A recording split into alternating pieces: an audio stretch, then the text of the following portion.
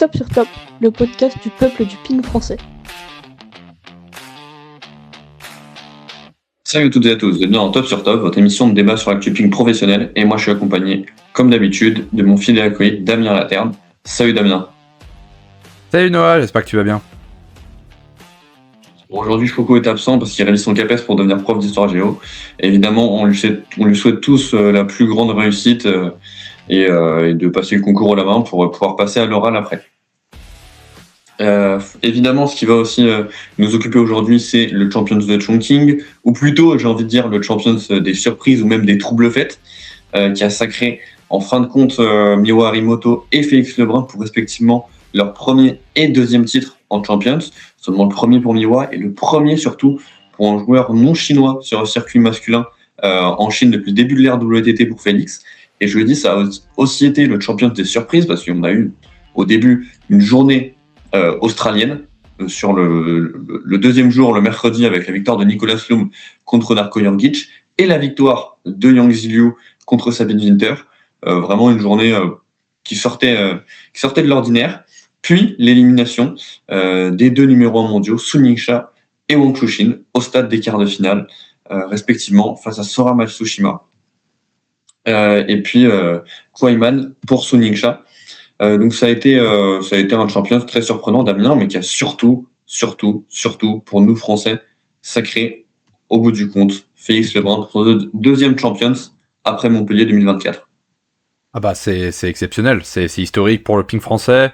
C'est aussi c'est le premier WTT aussi, je dois avouer, si je veux faire un bilan global, c'est le premier WTT, je trouve, qui a été vraiment très surprenant et très kiffant en soi. Parce que c'est vrai que sur le début de saison, avec les forfaits qu'il y a eu côté homme, et puis globalement aussi, on a vu à Singapour, globalement la logique même, que ce soit dans les finales, mais aussi finale homme, finale femme, pardon. Là, c'est la première fois où on a vu un petit peu des énormes surprises. Pour le coup, l'élimination rapide de Wang Manyo, l'élimination de Sun Yingxia, alors qu'elle venait de tout gagner d'ici, avant ce Champions. Donc ouais, un Champions particulier, mais en même temps quand même avec une certaine logique, parce que chez les hommes, on a quand même vu... à part peut-être, on en parlera plus tard, la surprise Wen Rubo, on a quand même vu les meilleurs quand même devant, enfin en tout cas dans les derniers carrés. Félix fait maintenant partie de cette bande à 7-8 de très très haut niveau, derrière Wang Chuqin qui convoite un peu sa place, et bah il a fait un tournoi exceptionnel quoi. Donc vraiment un très très bon WTT Champions, avec 2-3 très très gros matchs en plus dans le lot. On a réussi à prendre énormément de plaisir, surtout malgré l'hécatombe française des premiers jours. Et quand je dis des premiers jours, c'est qu'à part Félix, personne n'a passé le premier tour finalement. Ouais, ça c'est un peu moins bon, surtout quand même que il y avait des possibilités en plus. Alexis, il y avait une revanche à prendre. Thibaut, c'était un adversaire qui pouvait peut-être coller aussi à son style de jeu, et il a fait quand même des bonnes choses malgré sa défaite contre Genyun. On en reparlera plus tard peut-être. Mais en tout cas, globalement, ouais. C'est vrai que la victoire de Félix, ça a été un peu la bouffée d'air, en tout cas son parcours, parce que c'est vrai que dès le premier jour, on s'est dit, oula, c'est violent. Mais bon, en tout cas, ça s'est plutôt bien fini pour Félix. Et bon, c'est un tournoi, comme on dit, hein, les tournois, il y en aura beaucoup dans l'année. Mais c'est clair qu'on fera les bilans plus tard. Mais oui, c'est vrai que dans le clan français, c'est un peu c'est un peu méchant de le dire, mais c'est l'arbre qui a caché un peu la forêt, dans le sens où ce parcours, il est exceptionnel, quoi. Et c'est un très bel arbre, et donc on peut dérouler, enfin c'est un arbre en or, j'ai envie de dire. On peut dérouler le parcours. Il commence par une victoire face à un Quadri Aruna très fatigué. C'est même attristant, je trouve, de le voir dans cet état-là. 3-0 facile, même sur les rallyes coup droit, c'est Félix qui les remportait. Je sais pas quel est ton avis sur Quadri, mais moi vraiment j'étais attristé, j'étais peiné de le voir dans cet état-là face à Félix. Peiné, je dirais pas jusque-là, parce qu'il a eu quand même quelques soucis physiques. L'année dernière, on l'a vu notamment forfait à Francfort, enfin bon, etc. Enfin, non, pas à Francfort, pardon, mais on l'a vu de temps en temps. Le forfait face à Alexis, Alexis Lebrun à Montpellier, voilà. Je pense qu'il est un petit peu sur la corde aussi. Il y a des enchaînements un peu partout. Il faut faire le circuit, il faut faire les clubs, etc. Je dirais pas désolant, mais c'est vrai que pour un joueur qui mise énormément sur son corps, d'une certaine manière, parce qu'il a une puissance en coup droit qui est extraordinaire, il a une capacité vraiment à conquérir le point en très très peu de temps de jeu. Bah oui, un petit peu moins bien physiquement, et face à un Félix qui lui au contraire est dans une forme ascendante depuis le début de saison. Bah ouais, Là, il y a eu zéro débat dans le match et il y a eu zéro suspense. Tu as dit pour lui, même si on va pas non plus étaler sur son cas pendant des décennies et des décennies, ce qui lui fait défaut, c'est son physique, ce qui est censé être son atout. Et en plus, il a dû enchaîner dès hier avec un match contre Simon et contre Vladimir Sidorenko. Deux joueurs qui ont au moins un niveau top 30 en ce moment, donc c'est dur, très dur. Donc après, Félix a affronté Anye Youn, tombeur de Thibaut Porret, un match maîtrisé avant ces deux gros chocs en quart, en demi, puis même en finale. Ouais, un match maîtrisé. Après, un match vraiment maîtrisé jusqu'à 9-2 au deuxième. Vraiment là, en fait, j'ai toujours dit que attention, même à 9-2, surtout face à des joueurs comme un Jenun qui ont un peu un comportement en fait au niveau de son corps un peu des fois trompeur. Moi, j'avais l'impression qu'il était en train de lâcher ce set. Et Félix fait une grosse faute de service juste derrière à 9-3 et mon sentiment était attention, ces genres de petites erreurs qu'on pourrait dire sans conséquence, bah des joueurs comme Adjenun qui a une qualité de toucher de balle, qui peut des fois de temps en temps jouer très très haut par rapport à son ranking, ça peut être des portes ouvertes et c'est vrai que là Adjenun quand même est revenu à 9-9, enfin il y a eu un 7-0. Enfin bon bref, ça a été très très compliqué pour Félix, il a quand même réussi à gagner ce deuxième set. Donc je dirais que globalement, premier set parfait et deuxième set quasi parfait à 9-2. Et puis après, pour le coup, dans le troisième set, il y a eu une bagarre, il y a eu un combat. Jenun, je pense, est revenu un peu dans le match. Mais le Félix de 2026, qui maintenant peut jouer un peu plus loin de la table, est un tout petit peu moins obligé d'être dans le combat face à un Jenun très proche de la table et donc jouer en vitesse. Automatiquement, ça change pas mal de choses au niveau tactique et ça lui a permis d'avoir un match relativement maîtrisé, ouais. On a enchaîné avec le quart et la demi, donc remporté 4-3 contre Calderano et Matsushima à la belle, mené 3-1 les deux fois, 2 jours de suite. Alors qu'après, il fallait encore enchaîner avec la finale contre Wanuribo qui est plus qu'en forme. C'est une petite perf quand même contre Calderano qui bat sur leur dernière confrontation. Il a un bilan plus que positif. Il n'a pas encore perdu sur le circuit international et même ça doit aussi être le cas au niveau national. Il n'a jamais perdu contre un joueur plus jeune que lui. C'est encore le cas parce qu'il a battu Sora. Donc finalement, il a vraiment montré de quoi il était capable sur ces deux matchs. Oui, complètement. Et puis surtout, toujours le même scénario, mener 3-1. Au-delà de la charge mentale que ça peut représenter, c'est aussi quelque chose d'intéressant de voir que Félix est capable, après, en plus des sets serrés dans chacun des matchs, ce qui était fou entre Calderano et Matsushima, c'est que les sets tenaient à rien, tenaient sur 1 ou 2 points clés. Donc, vraiment, capacité de re-switcher. Ça a montré aussi, et ça avait été rapporté par Christophe Legout dans le média L'équipe, et j'étais un peu d'accord avec lui, une relative sérénité, même si face à Calderano, il y a eu un tout petit peu, je trouve, un tout petit peu de moments où où j'ai l'impression qu'il était en train un peu de décrocher du fait aussi que les sets se tenaient à rien et qu'il y avait une charge frustrante, je pense, dans le match. Mais globalement, ouais. Notamment la séquence, je crois que c'était 6ème set où il y a un moment donné, il a 2 doigts de vraiment taper sur la table, il a déjà un carton jaune. Voilà, il y a des moments où là pour le coup il fallait retour du self control, surtout qu'après derrière au 5ème ou 6ème set, je me rappelle plus, excusez-moi. Mais en tout cas globalement, il a réussi à se recentrer un petit peu, à retrouver un petit peu ses esprits, mais c'est vrai que après ce qui est un peu normal, c'est que Calderano en face il jouait le feu, il jouait à un niveau dingue, ça faisait quand même quelques temps qu'on l'a plus eu à ce niveau-là. Donc très clairement, un tournoi incroyable quoi, un tournoi incroyable parce que Matsushima, il venait quand même de battre le numéro mondial en quart. Donc je pense que ça donne une confiance énorme. En plus, on sait que gaucher égale match-up pas facile pour Félix parce que il pourra pas forcément avoir sa diagonale revers qu'il affectionne. Donc il peut affronter un joueur qui est en coup droit sur toute la table. Et en plus, quel coup droit en Matsushima. Et en plus, un Matsushima qui était en feu aussi en revers aussi. Par moment, il lâchait des top frappés en revers, mais qui étaient monstrueux. Enfin bon, bref, c'était vraiment duo très compliqué. Et puis après, t'as le match contre Wenrubo où là où j'étais un tout petit peu moins inquiet, c'était que pour moi, Félix avait des armes pour le mettre à mal. dans le petit jeu, dans pas mal d'environnements de compartiments aussi sur le revers. Et il a plutôt bien Il ne exécuté. fait pas ses services. Hein? Pardon, excuse-moi. Du coup, on ne connaissait pas ses services. Il y a une gamme super large, Félix. On Ouais. le considère souvent comme le meilleur serveur du monde. Il peut battre le meilleur serveur du monde, mais c'est très compliqué quand on l'a jamais joué auparavant. Ouais, complètement, exactement. Et en plus, on sait que Wayne Rubo, c'est un joueur qui globalement soit flippe en revers, soit remet court. Donc, d'une certaine manière, il n'y a pas forcément beaucoup de variété. Donc c'est vrai que c'était une match-up que j'attendais aussi pour Félix, pour voir face à peut-être le joueur le plus puissant de la planète ping aujourd'hui. Maintenant, on peut commencer à le rentrer un petit peu dans la case des 15 meilleurs joueurs du monde. Mais ouais, c'est vrai que 17e déjà. 17e, ouais. Et donc Ça te plaît pas? non, je déteste personne et je suis loin de détester Wayne Rubo. D'ailleurs, au passage, je suis franchement impressionné par la progression qu'il a eue. Il y a 2 ans, j'y croyais absolument pas et je dois faire mon mea culpa, parce que je voyais beaucoup de faiblesses techniques, je voyais beaucoup de faiblesses physiques aussi, je le trouvais très très lent. Là, franchement, la façon dont il a travaillé son bas du corps pour qu'il puisse énormément utiliser les jambes pour amener de l'impulsion.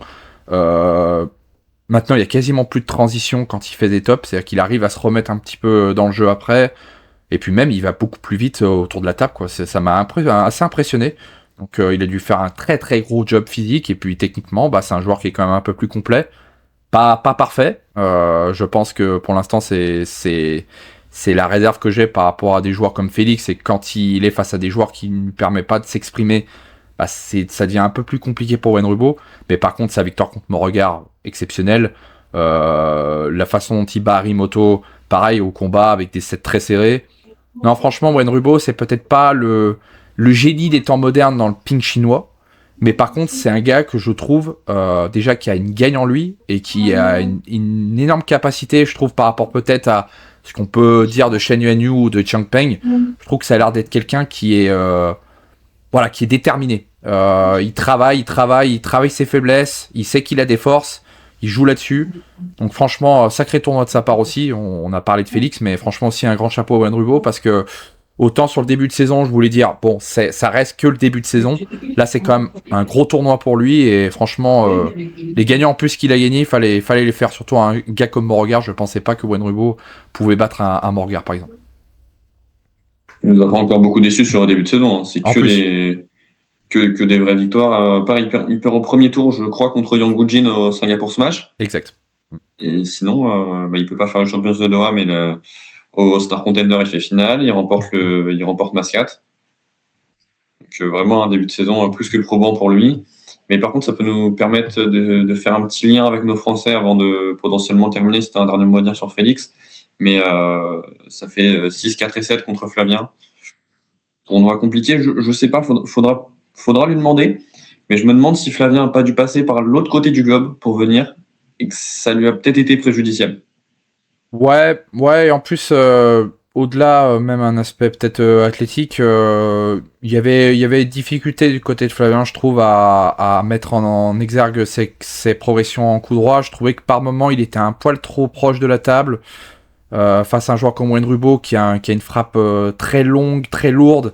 Je pense qu'il avait peut-être besoin un tout petit peu de reculer, peut-être qu'il n'avait pas la capacité, comme tu dis, peut-être qu'il n'avait pas la capacité de pouvoir jouer un peu dans cet exercice. En plus, par rapport à ce que je pensais, il lui a pas du tout fait du mal sur le service remise, enfin sur la bande service remise. Donc ouais, peut-être des limitations physiques, un manque de confiance aussi, je sais pas. Ouais, c'était pas le Flavien du Singapour ce match. En tout cas pas dans l'expression physique. Donc ouais, est-ce que c'est une question de voyage ou autre, je sais pas. En tout cas, j'ai pas vraiment de réponse là-dessus.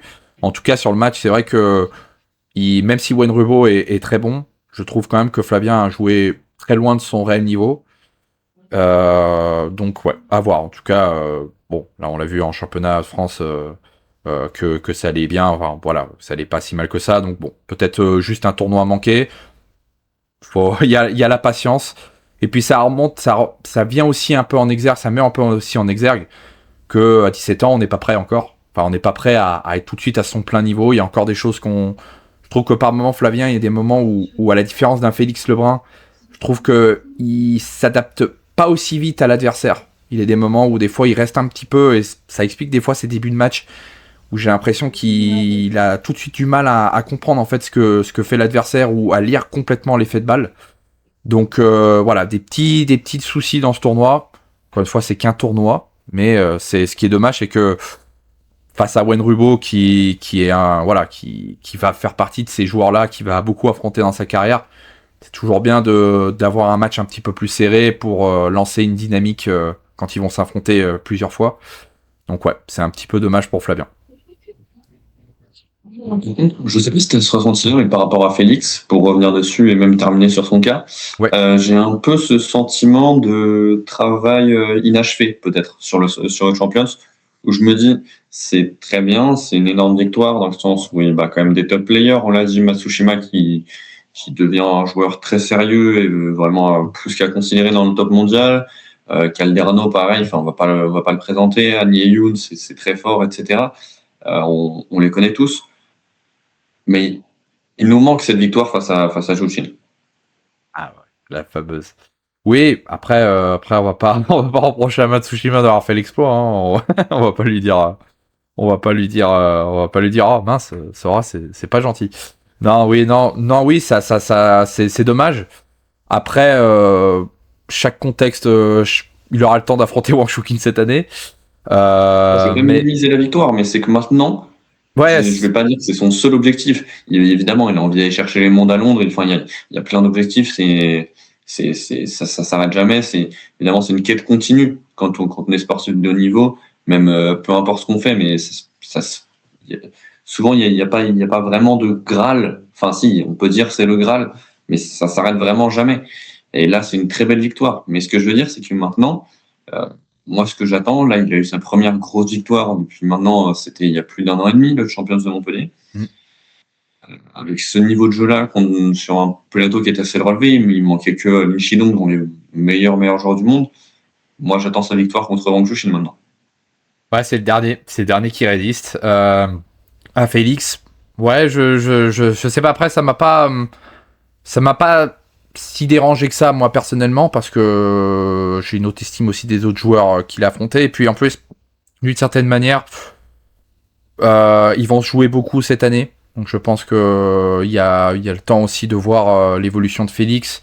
Je trouve que déjà face à Sora, qui est un joueur gaucher, bon, qui a peut-être pas les mêmes qualités de toucher qu'un Wang Shuqin, notamment dans le petit jeu. Je trouve que déjà on voit quand même la progression de Félix dans sa capacité à quand même réussir à un moment donné pouvoir finir sur son long en ligne revers. Il a quand même pas mal fait ses schémas de jeu où il arrivait à servir un milieu. Et puis après, Matsushima voulait un petit peu le coincer en revers, et puis d'un seul coup, il lance son top en ligne revers.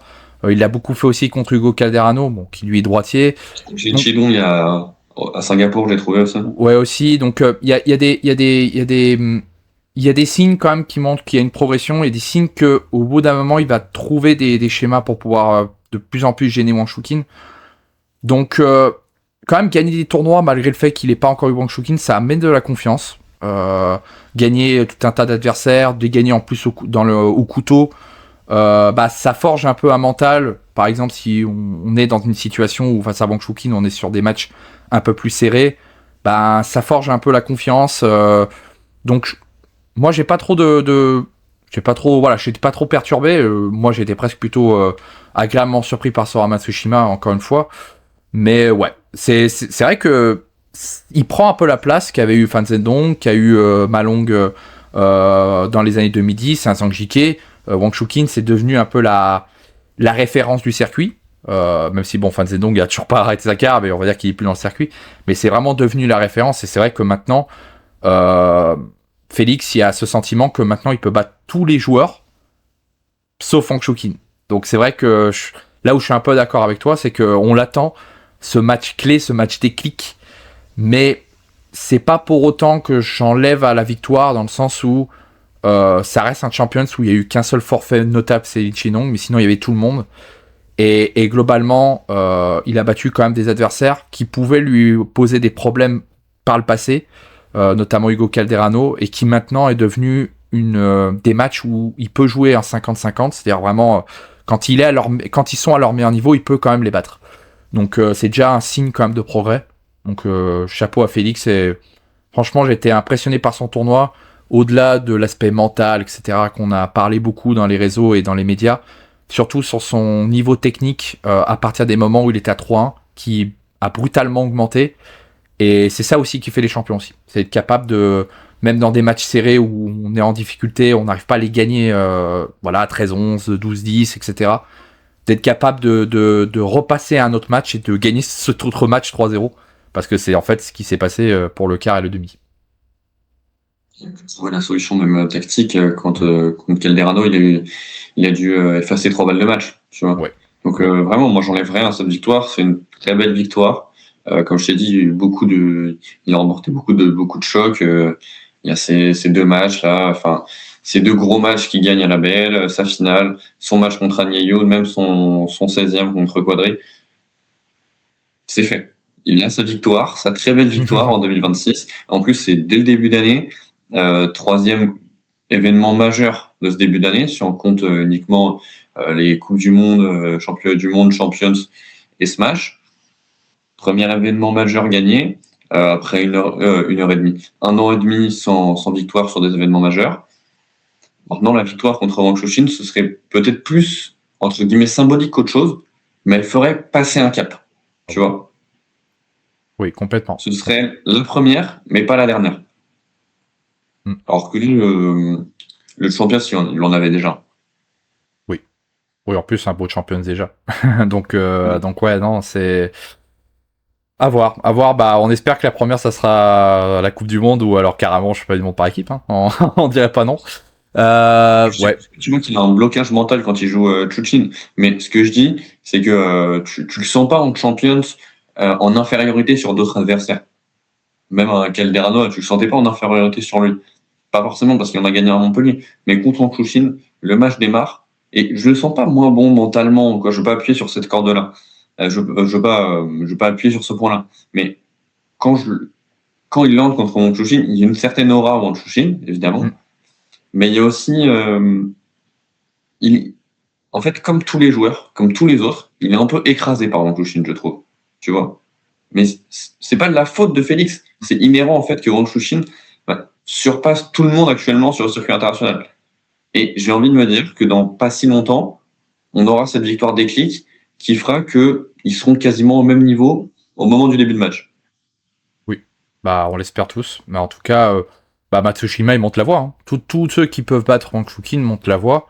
Et puis, comme je disais dans des podcasts précédents, là où je pense que Wang Chuqin est quand même pas... Alors, attention, très très grand joueur, et joueur quand même maintenant qui commence à avoir un petit palmarès qui est en train de se constituer, mais malgré tout, je pense pas qu'il pose les mêmes soucis que le Malong Prime, par exemple, de 2015 à 2017, où tu avais l'impression d'un joueur qui avait aucune fragilité, et que de toute manière, Mizutani peut le témoigner aux Jeux Olympiques en 2016, tu peux jouer le meilleur ping de ta vie et quand même perdre 4-2. Voilà, j'ai l'impression quand même que quand tout est réuni, quand tu te focalises sur les séquences qui mettent un peu à mal Wang Chuqin, en variant beaucoup de jeux, en l'amenant un peu plus sur du déplacement gauche-droite, et pas forcément sur une diagonale en particulier qui le met un petit peu, qui l'installe sur le jeu. Je pense que quand tu arrives à assimiler ça, et je trouve que Matsushima a été impressionnant là-dessus, tu peux le battre. Donc chaque victoire de joueurs qui sont dans la range de Félix amène quand même des idées. Et franchement, je pense que autant chez les femmes, je pense que les défaites, on en parlera plus tard, des 2 reines sont pour moi des défaites passagères. Autant celle face à Matsushima, je trouve quand même qu'il y a des points, des clés tactiques et mentales à prendre un petit peu de ce match-là. Parce que je trouvais pas qu'il jouait si mal que ça, Wang Chuqin. Et Matsushima jouait extraordinairement bien, mais je trouvais pas non plus qu'il était en surperformance totale, dans le sens où il faisait des choses qu'il sait pas faire, juste qu'il arrivait à mettre en place donc j'espère que Félix sera capable, un peu à l'image de Matsushima, de gagner en étant capable d'être à son meilleur niveau, et pas forcément dans un niveau de sur-régime, ou alors un Wang Chuqin qui est qui est pas très motivé parce qu'on sait que Wang Chuqin dit souvent que les Champions et ce match, c'est pas ça qui court après. Lui, ce qu'il veut, c'est des gros titres, des Coupes du Monde, des Championnats du Monde, des Jeux Olympiques, etc. Mais malgré tout, c'est quand même des étapes à passer. Et on espère que le plus tôt possible, il gagnera contre Wang. Tu vois, parce que moi, quand je vois Wang Chuqin remonter je crois que c'est dans le troisième set que Sora a une avance considérable et que Wang Chuqin remonte, je me dis c'est fini. Il y a 1-1, Sora de l'avant, je me dis c'est fini. Quand je le vois remonter, je me dis c'est fait. Wang Chuqin, même s'il est en train de perdre, il va réussir à remonter Sora, même si c'est de mieux en mieux pour Matsushima. Il y a toujours ce petit plan mental. On sait qu'il a ces petites défaillances de temps en temps qui lui arrivent encore. Et quand on connaît le niveau Wang Chuqin, je me dis que c'est limite plié alors que Sora est en train de mener le match, tu vois. Oui. Et finalement, Sora remporte le set, remporte le match 4-2. Même après, quand Chuqin remporte la cinquième manche, je me dis c'est fait. Pareil, je me dis il va revenir, c'est inéluctable.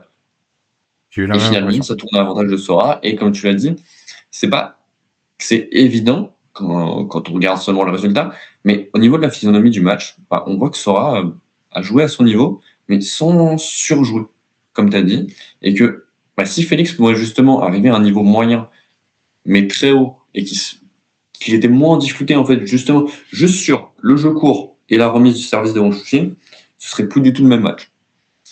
Et là, on pourrait avoir des confrontations peut-être encore plus sympathiques, peut-être moins dans les rallyes, mais plus tactiques qu'on a actuellement avec Félix contre Wang Chuqin.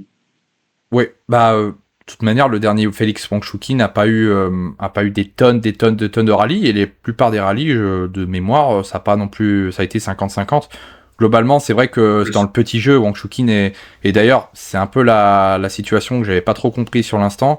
Je comprenais pas pourquoi il avait pas eu cette carte-là face à Matsushima. Parce que pour moi, vraiment, s'il a mis cette carte dans le cours, pour moi, il aurait pu basculer le match. Bon, visiblement, il y avait peut-être d'autres soucis sur Wang Chuqin et qui voulait plus aborder plutôt que de changer un peu ses schémas de jeu. Mais globalement, ouais, c'est des thématiques qui seront à voir dans les semaines à venir. En tout cas, Félix en parle quand même régulièrement de ce petit jeu à travailler. Je trouve déjà qu'il y a des axes de progression quand même qui ont été vus du côté de Chongqing, notamment sur le match face à Calderano, où on entendait souvent Jean-René Mounier le rassurer en disant franchement, tu peux l'attirer un peu plus dans le petit jeu, parce que franchement, tu le tiens, voire même tu le domines. Et c'est vrai que quand un coach te dit ça, alors que c'est Hugo Calderano en face, qui est quand même connu pour être plutôt bon dans le petit jeu, automatiquement, ça amène de la confiance et ça donne un peu l'impression que le travail commence pour l'instant paix, et que c'est encore une fois, les qualités de balle des joueurs sont différentes les uns des autres. On croit que c'est le même ping, alors qu'en fait non. C'est pas le même contact de toucher, c'est pas la même façon de toucher la balle, c'est pas les mêmes revêtements, etc. Donc avoir les clés, avoir aussi quelles vont être les variations. En tout cas, je trouve que quand même il y a des séquences dans les matchs qui montrent quand même les progrès, et des progrès qui sont en plus, je pense, sur le long terme. C'est pas des progrès qui sont sur l'instant j'ai réussi à faire ça alors que j'arrive pas à faire ça. Non, il a su le répéter sur chacun des matchs, donc ouais, non, à voir. En tout cas, je suis vraiment intrigué par Félix, et en tout cas, en plus, par rapport à l'année dernière au même moment, on n'est pas du tout sur le même niveau de confiance, et là, il y a la Coupe du Monde. Donc là, ça nous donne envie de voir un Félix en grande forme. Format, s'il vous plaît. Ouais. Avec un nouveau format en la plus. Coupe du Monde, s'il vous plaît. Je crois qu'il y a le nouveau format, de mémoire. Oui, c'était cette année. Ouais, voilà. Donc ouais, c'est ça. Là, il y a un peu plus de motivation à voir la Coupe du Monde côté Félix, parce que là, il arrive dans un niveau de confiance qui est bien plus haute. Je pense qu'on va poursuivre avec les résultats des autres Français, qu'on m'a dit, qui sont pas très réjouissants, uniquement des défaites au premier tour. Alexis Lebrun qui n'a pas su prendre sa revanche, qui a même pas su exister dans son premier tour face à Patrick Francisca. 3-0, vite fait, bien fait. Ouais, un très bon Francisca en plus. Franchement, un très bon Francisca. Un très bon Francisca, mais en même temps, un Alexis qui a quand même beaucoup bouffé la feuille quand même sur certains démarrages coup droit. Et puis en plus, un un langage corporel c'était pas un Alexis des grands jours. Ça se sentait un petit peu pas aussi tonique qu'on a pu voir par exemple au top 16. C'était un Alexis un petit peu, voilà, pas au meilleur de sa forme, mais je veux pas quand même enlever le match de Francisca. Il a quand même été capable de coincer Alexis un peu sur son revers.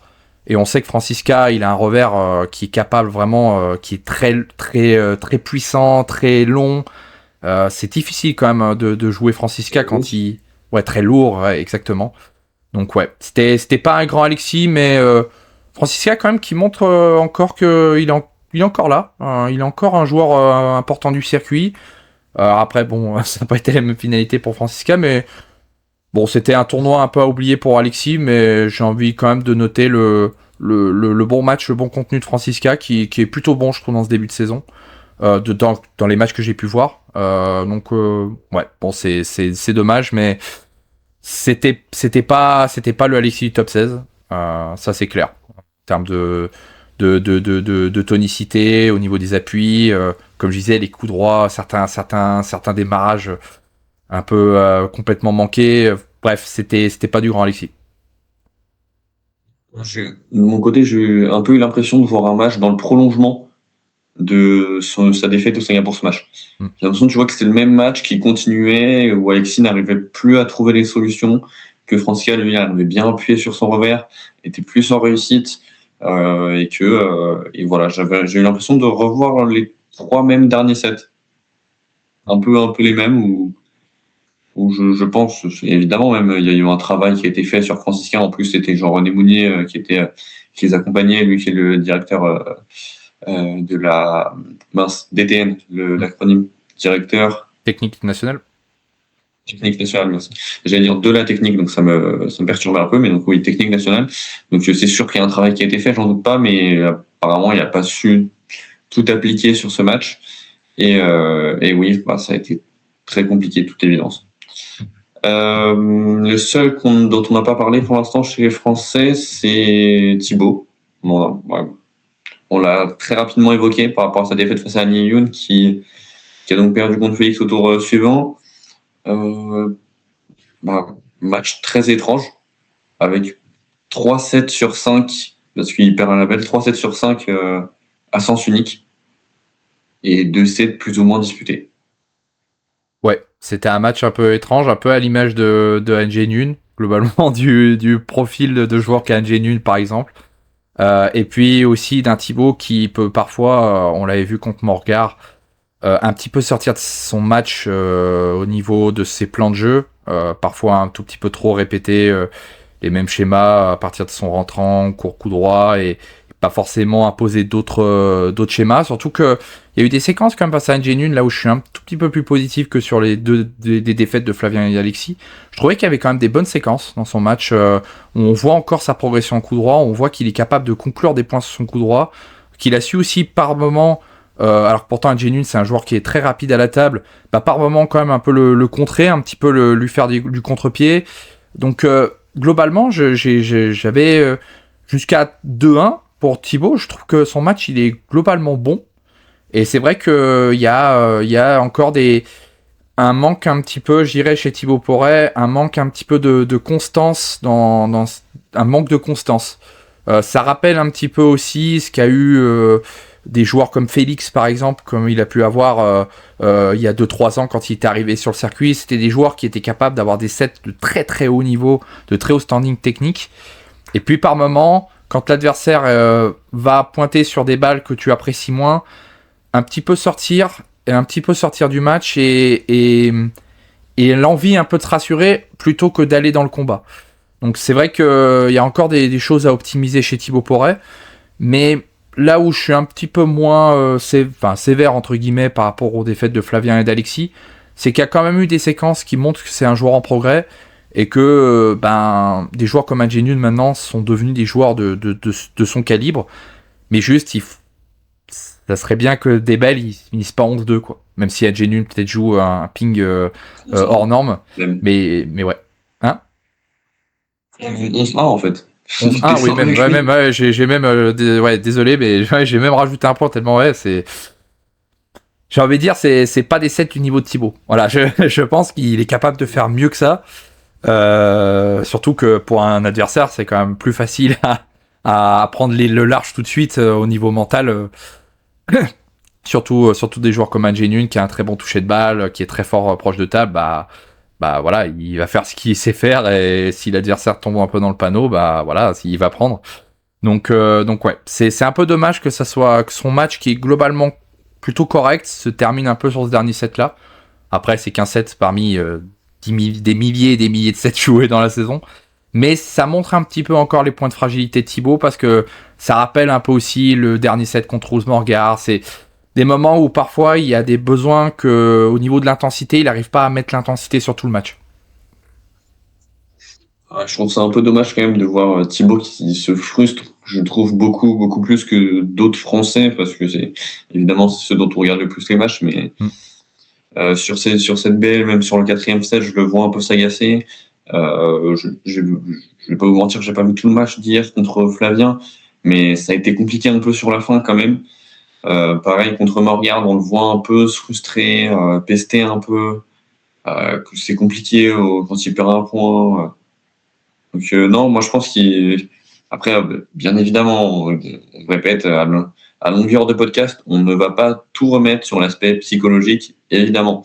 Maintenant, j'ai l'impression que ça peut un peu pêcher chez Thibaut de temps en temps, cet aspect-là. Je pense que par moment, il y a aussi des difficultés je pense qu'il y a des difficultés liées à la perfection. C'est-à-dire que je pense que Thibaut, c'est quelqu'un qui a beaucoup d'atouts, qui est très bon, je trouve, dans le toucher, dans le contact de balle, qui est bon, qui est un vrai bon technicien. Et je pense que c'est quelqu'un qui veut la perfection, et par moment, des fois, gagner un match.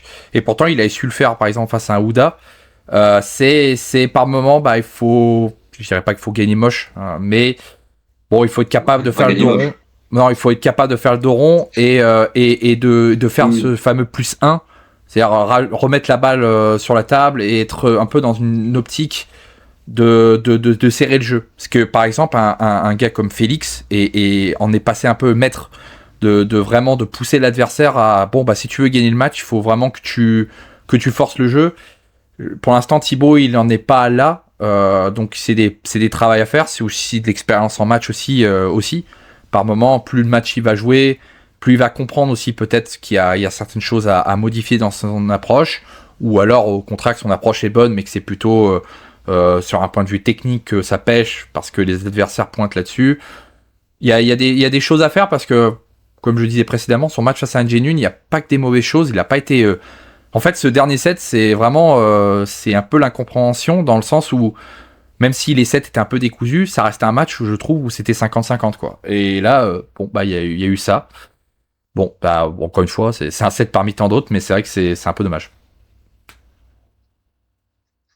Et puis pour terminer notre petit tour des Français, on va finir par Janan, qui a eu un tirage très peu clément, en commençant par Shizu Niao dès le premier tour, qui est très en forme depuis le début de saison, qui est même assez bien fini la saison dernière, qui a perf Chen Xingtong au deuxième tour, qui a tenu à Drageo Tamiwa comme en quart de finale, comme elle l'avait fait face à Su Ningxia au Singapour Smash. Donc c'était vraiment pas un tirage évident pour elle, surtout avec son soft.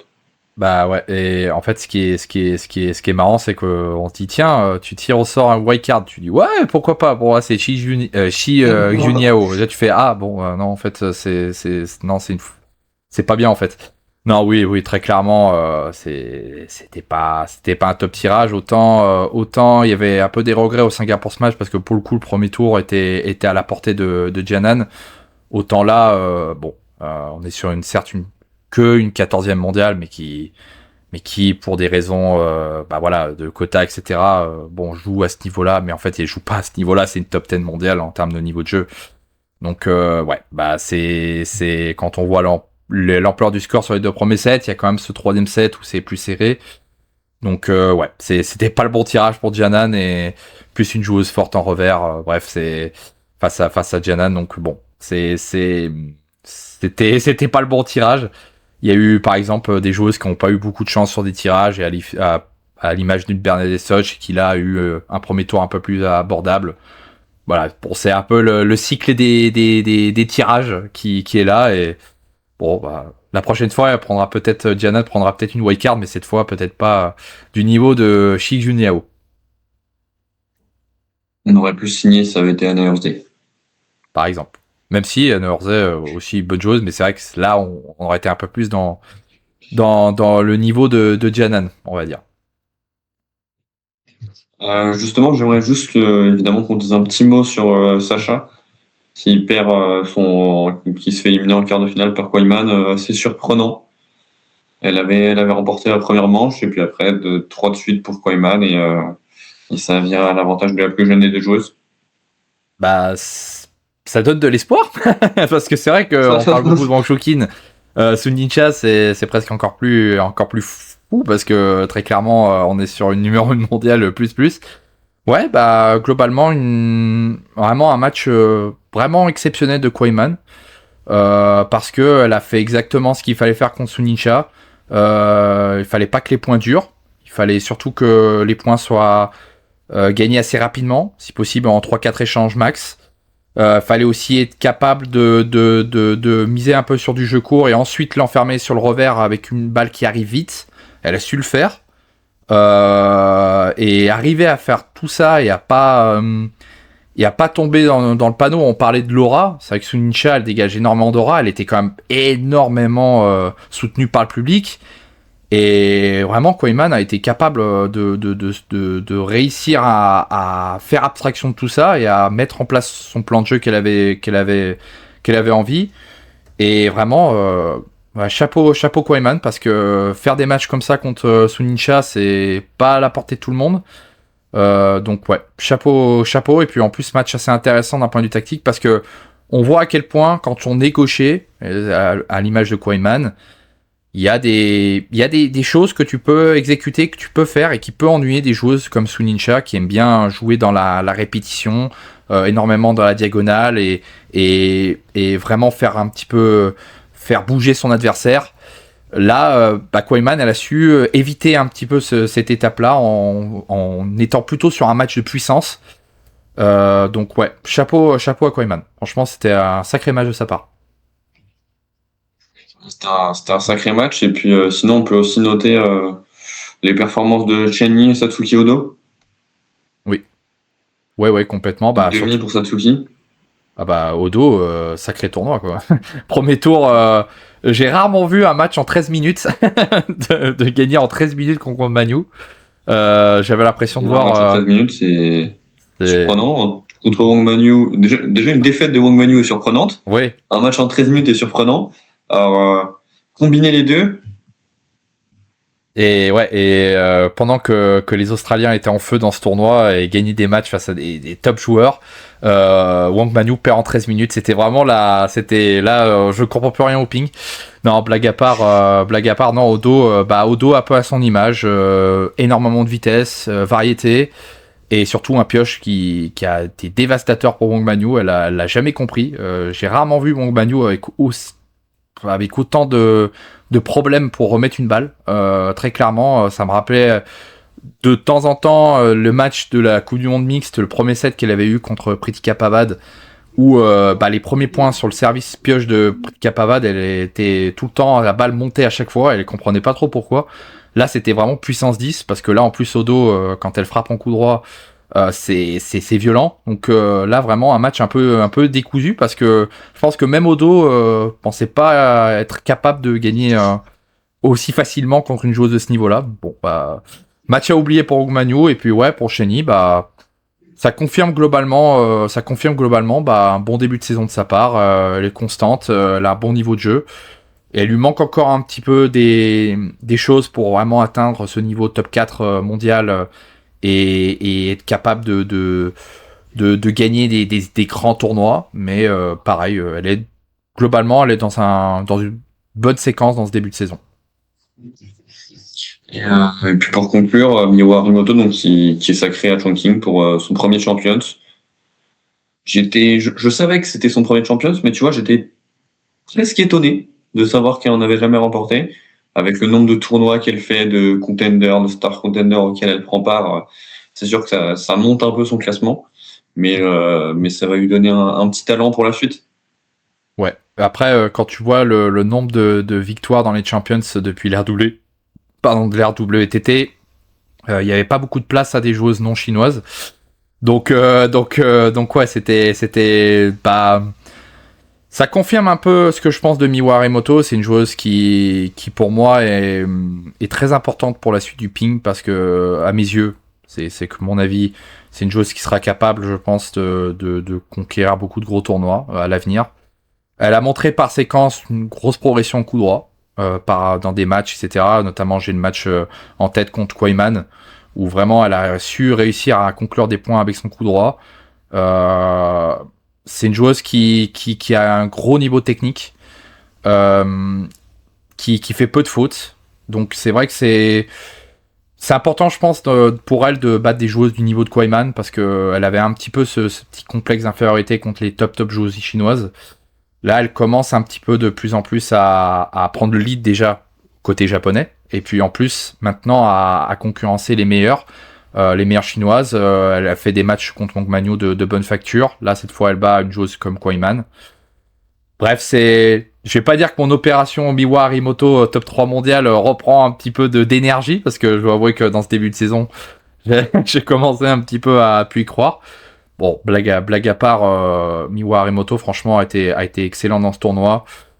Et en plus, un dernier match à sa Kwaiman au combat. Donc, vraiment, chapeau à elle. Et puis, ça donne de l'espoir pour les prochains gros tournois, pour la Coupe du Monde, etc. De se dire que, même si on cochera toujours soit Sunichat, soit Wang Manyu, on espère avoir une troisième joueuse qui s'immisce un petit peu dans cette lutte au gros tournoi. Et si possible, Miwa Harimoto par exemple. En tout cas, c'est un tournoi qui va lui faire beaucoup de bien, parce que je pense que, encore une fois, beaucoup de Champions, la finale du Champions aussi à Francfort, alors qu'il n'y avait pas les Chinoises et qu'il y avait Percontina Ayata, je pense que dans la tête ça a dû un peu lui faire du mal, parce que là, à ce moment-là, bon, tu dis tiens, c'est une chance un peu inespérée de gagner le Champions, tu le gagnes pas, là cette fois elle le gagne alors qu'il y avait tout le monde.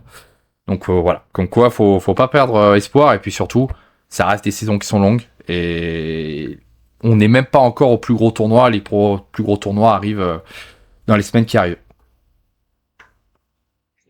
Ouais, c'est ça, c'est sûr que ça va lui donner énormément de confiance. Comme tu as dit, en plus, chez les hommes, on avait encore quelques absents dans le top 10, et puis surtout dans les plus notables, Lin Chidong. Et là, dans le top 12, dans le top 8, tout le monde était présent. Il y avait l'absence des numéros 9 et 10 mondial, mais sinon, ouais, jusqu'au top 8, tout le monde était là. Sabine était là. Hashimoto était là, parce qu'il y avait quelques tournois où elle était absente ces derniers temps. Donc oui, tout le monde était là, et ça va vraiment lui donner énormément de confiance, la booster pour la suite. Et comme tu l'as dit, j'avais pensé à sa défaite en finale à Francfort. Je pense que ça lui a mis un petit coup au moral, même si ce n'est plus. Et justement, lui montrer qu'elle peut gagner, même quand les Chinoises sont là, alors qu'elle avait perdu quand les Chinoises étaient absentes. Ça va vraiment la booster, je pense, et lui donner un nouvel allant. Et puis pour toi, elle est à moins de 400 points de la 3e place, si tu veux savoir. Voilà, comme quoi il faut toujours croire en ses rêves. Les prédictions va bon train. Non, après ça va pas être si simple que ça, mais surtout que vu qu'elle joue 10 000 tournois par an, il y a beaucoup de points à défendre chaque mois. Donc c'est vrai que ma tech était pas la plus simple, mais justement, vu que maintenant elle est capable de gagner les Champions, bon, voilà, c'est possible. C'est possible. Mon pronostic est encore viable. Et ben, prochain tournoi Damien, Contender de Tunis, dès le 24, donc dans 6 jours, parce qu'on enregistre le 18, ce sera sûrement posté le 19 ou aujourd'hui même.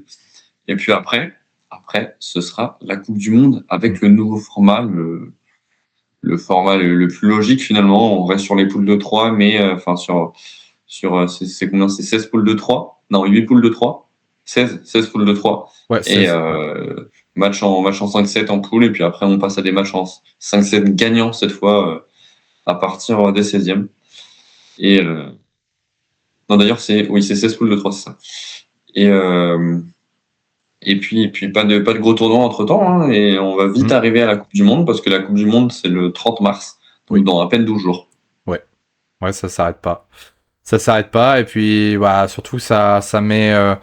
Bah, déjà, on verra le retour à la compète de Linchinong, quand même, qui arrivait un petit peu momifié en début de saison avec beaucoup de scraps dans tous les sens, ou qui les a enlevés au fur et à mesure, mais qui de nouveau est forfait. Bon, on sait que maintenant on donne la possibilité aux joueurs de constituer un peu plus le calendrier, de faire des choix. Là, il a fait le choix de zapper Chongqing. C'est quand même un tournoi en Chine.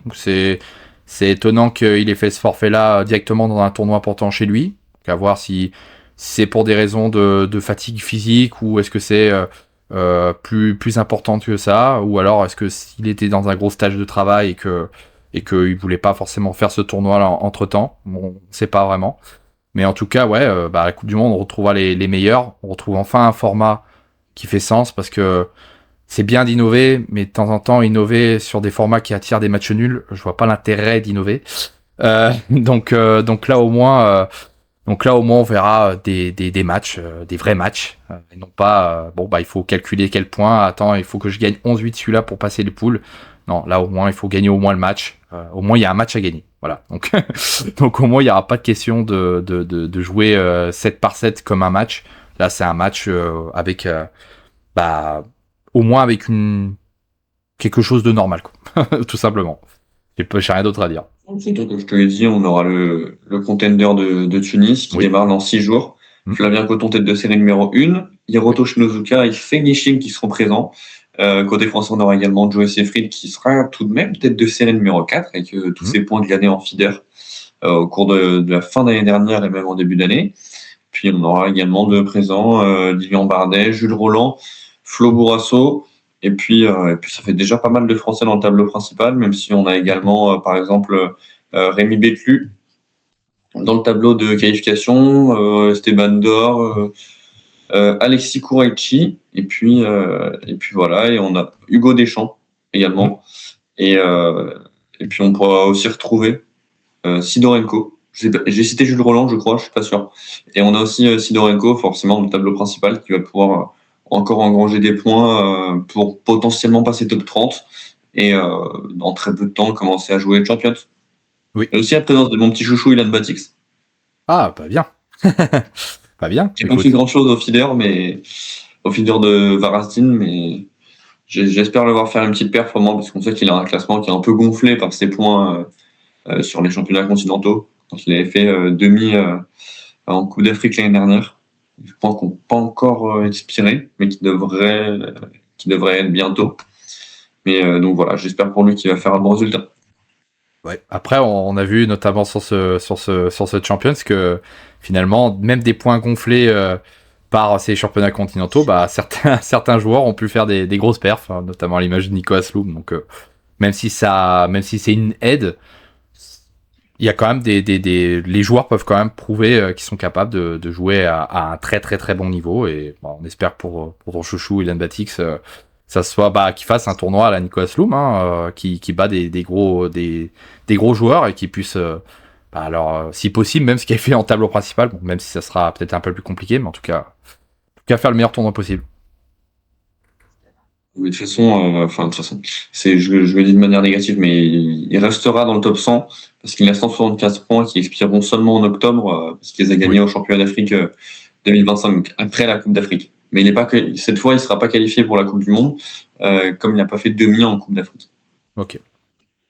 On aura d'ailleurs Stéphane Wesh et Mehdi Bouloussa qui jouent en France, qui sont qualifiés. Jeanne Maurice également.